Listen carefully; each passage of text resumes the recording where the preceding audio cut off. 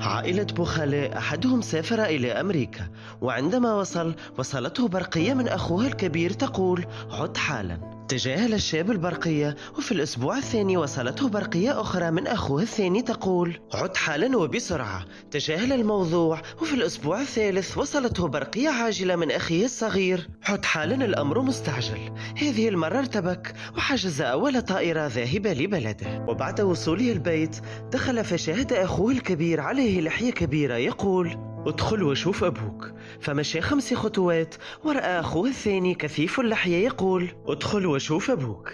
مشى 7 خطوات فرأى أخوه الصغير ذو لحية كبيرة: ادخل الغرفة وشوف أبوك. مشى نحو الغرفة وقلبه يخفق بسرعة.